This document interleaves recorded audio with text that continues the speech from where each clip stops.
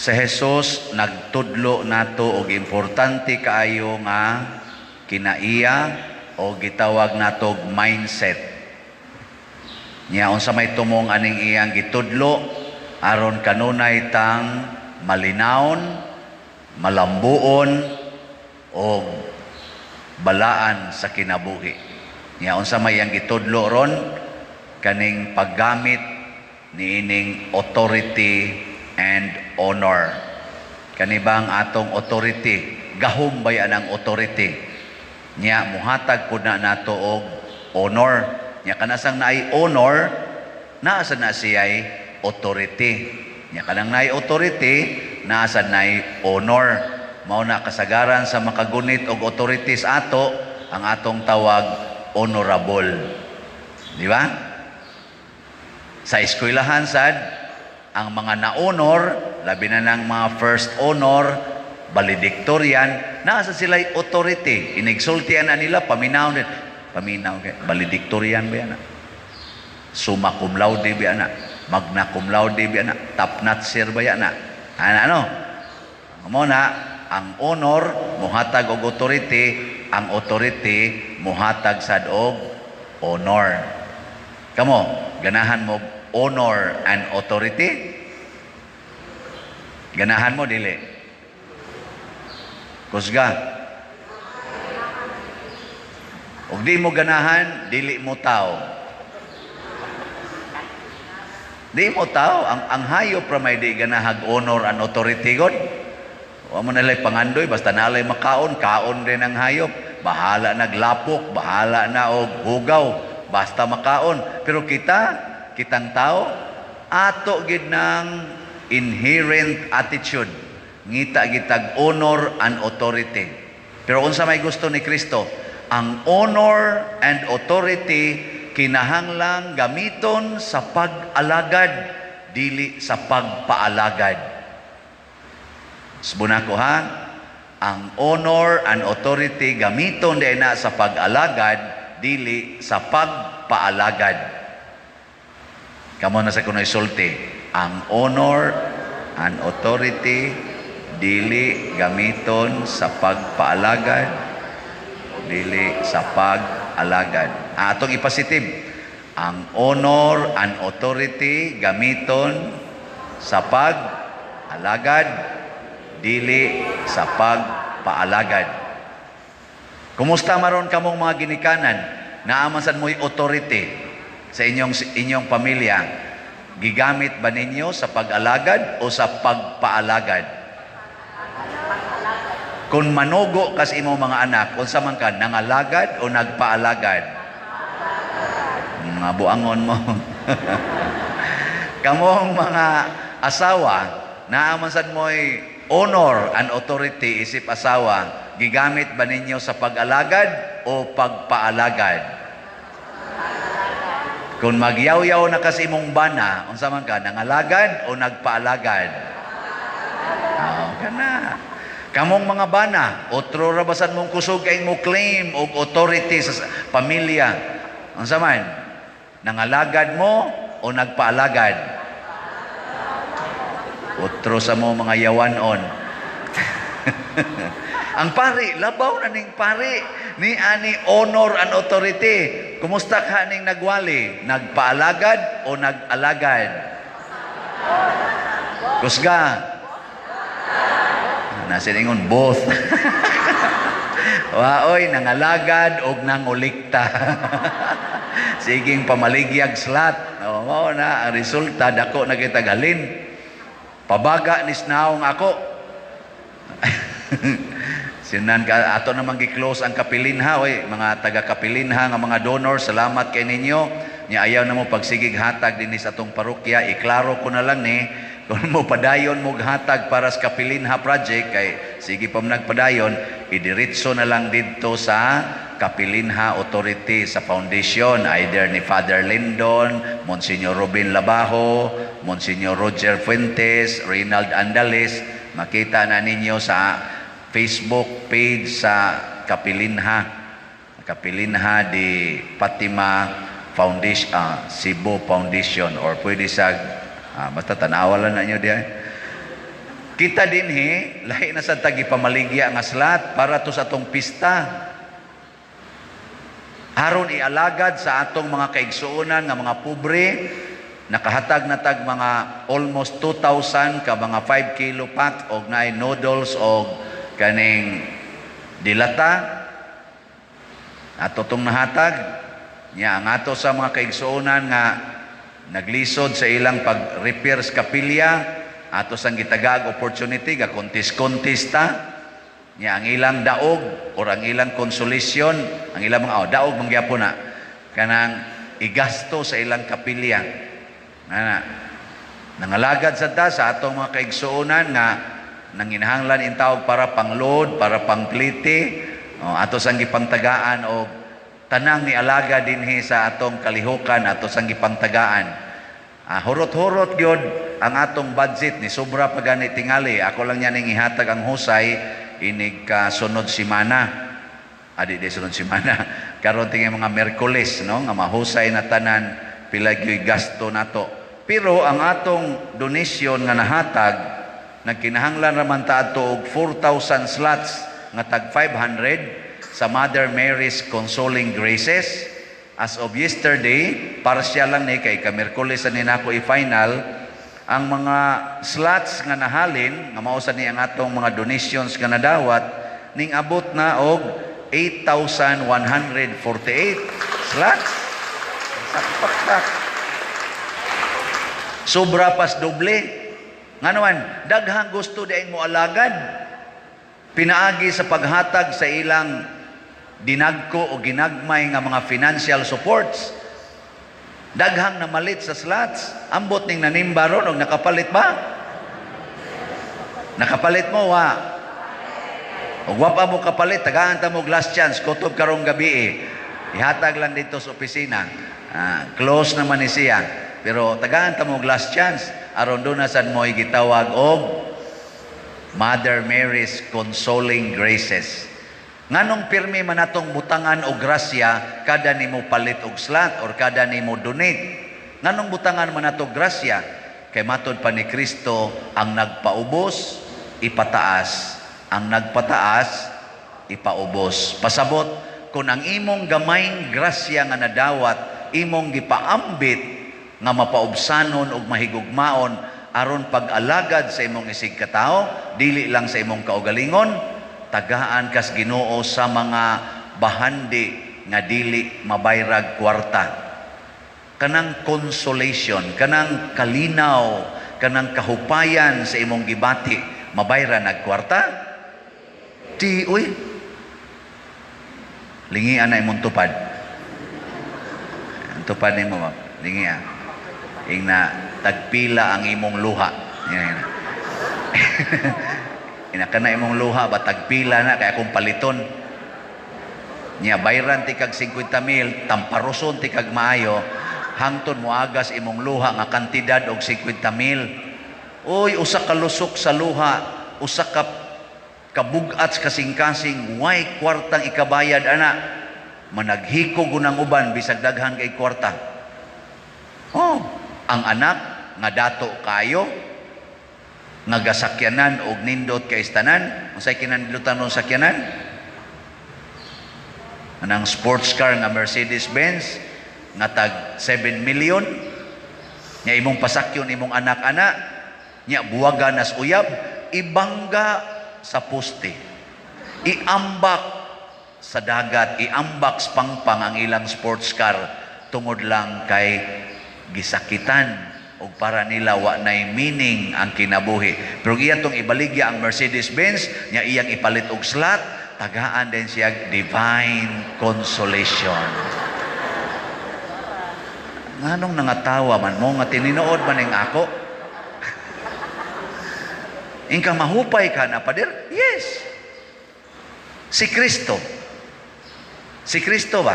Gilansang sa krus. Matod pa sa atong unang pagbasa o sa ikaduhang pagbasa, nag-anto siya aron pagluwas nato. Kinsa may naghatag niya ngan hinato aron paantuson og patyon. Kinsa man? Ang mahal nga Birhen Maria nga iyang inahan. Giunsa niya paghatag? Nihilak ra siya, wa gid siya masuko sa nag-among-among o nagpatay siyang anak. Nga naman, kahibaw siya nga kining pagkahataga para nis kaluwasan. Unsa may gihatag sa Ginoo ni Maria? Consolation. Mo nang naatay birhen sa konsolasyon. Dili na si San Narciso.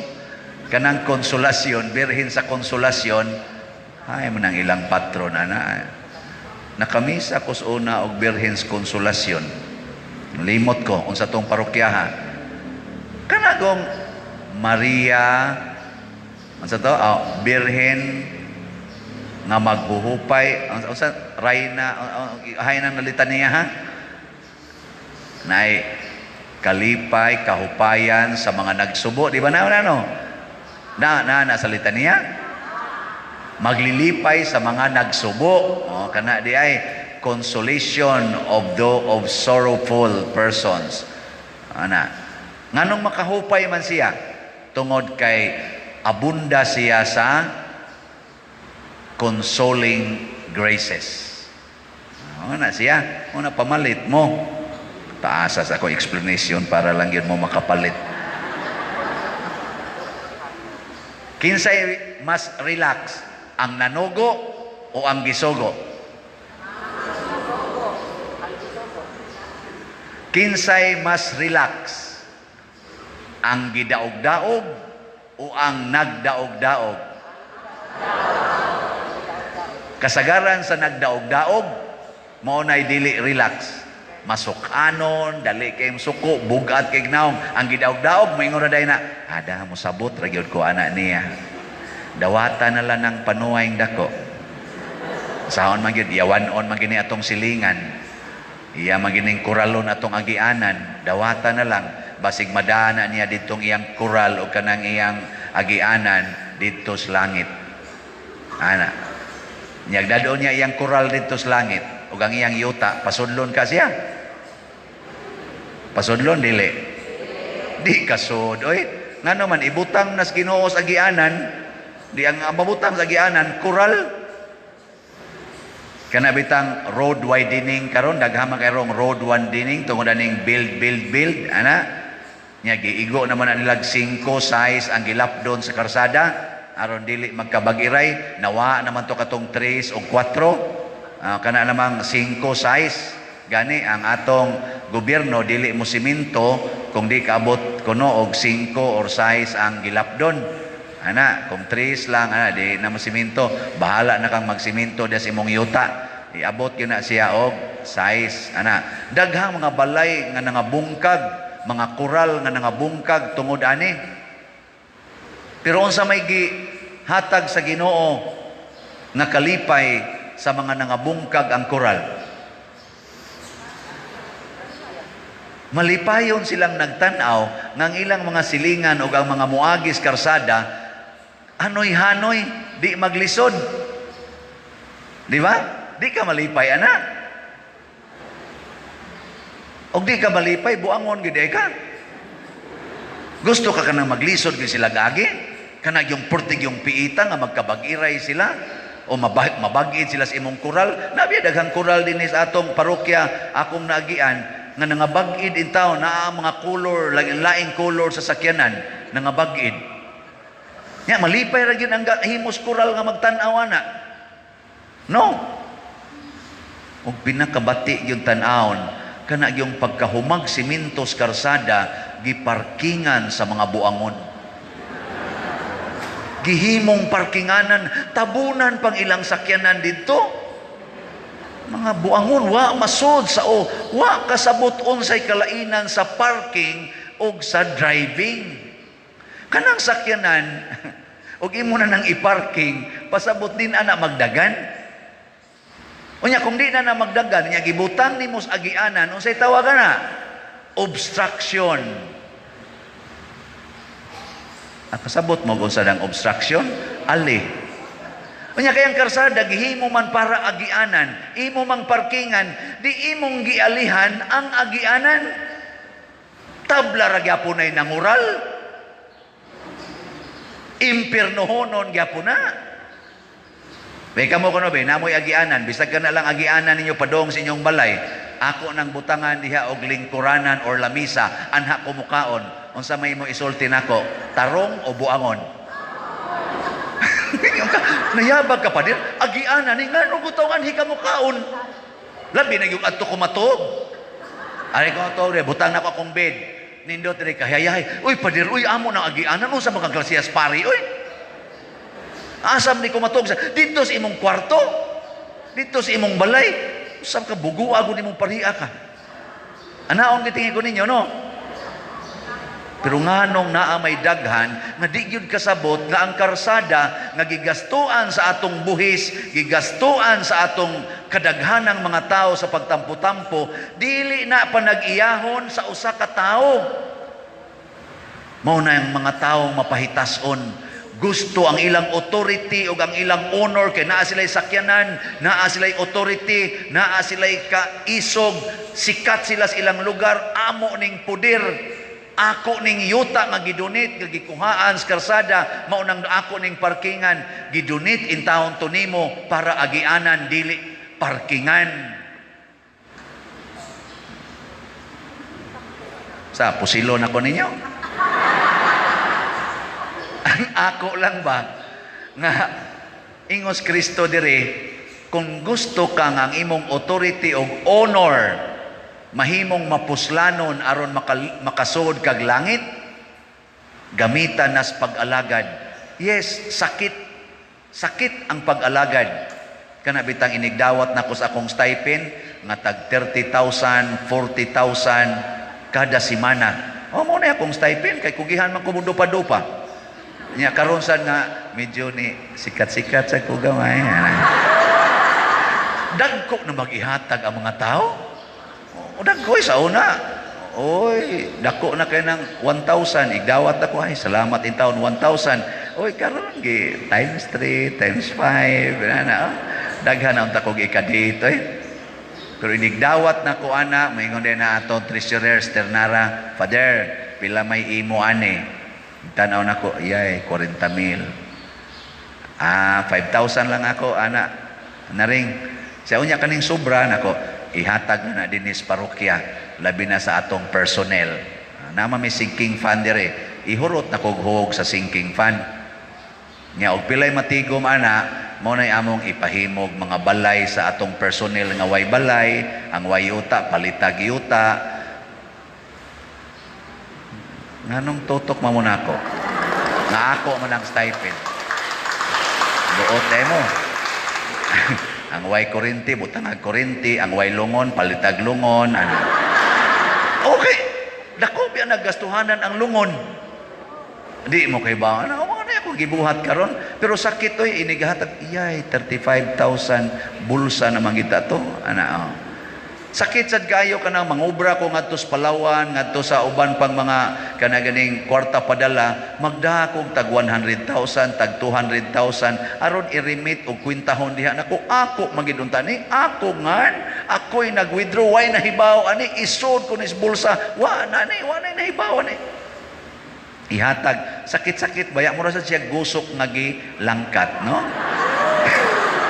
Pero timan ibaya sa dihang nisugot si Adan nga langkaton ang iyang usa ka gusok, nahimo bayang Eva.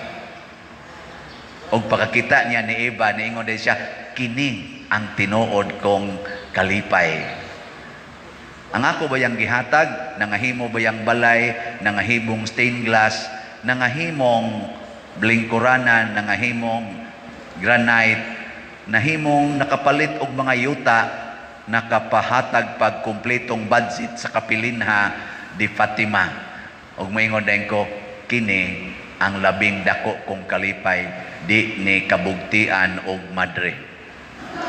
Wah, layo na kayong madre. Tatong diha ko'y bisita ang mga madre gahapon sa padiroy, sige lamig tanaw nimo sa YouTube. Naku mo, bater, tanaw sa daykater. So, sige tanaw, brother, kani, otro sa ni padiray. Naku na, pa-picture ta. Uy, nisandig mo na kong madre. Pero wakto'y Malaysia, nisandig sila kay I am representing Jesus. Mura sila bag nisandig ni Jesus. Pero kami lang duha peligro to.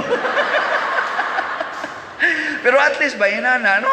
Kanindot ana nga naghatag na daig kalipay sa mga tao ang mga kasakit nga nalangkat gikan nako diha sa mga kwartang musod niya akong ibalik og hatag ngadto sa mga nanginahanglan labi na gyud mga masakiton og mao na naingon ani nya nahubas akong kwarta mas nidaghan. Matud pang Monsignor Roger Fuentes kagahapon siyang misa sa Tupista ingon siya taliwa sa pandemya kamura dinhi parokya nga nagsigig pakaon sige og himog mga renovations nga dagko kay mga gasto mura gyud mo wa maglisod nga kami gay didto bisag budget na lang para sa personnel wa na ang uban gani wa nay budget para sa kuryente ang PPC na mao gipabayad sa kuryente in taon bayrin ninyong kuryente kay hapit na taputlan pero karon na ay mga putlan nagsuga kita na hinoy ni bayad. Di mamumuto sige manindog na ta.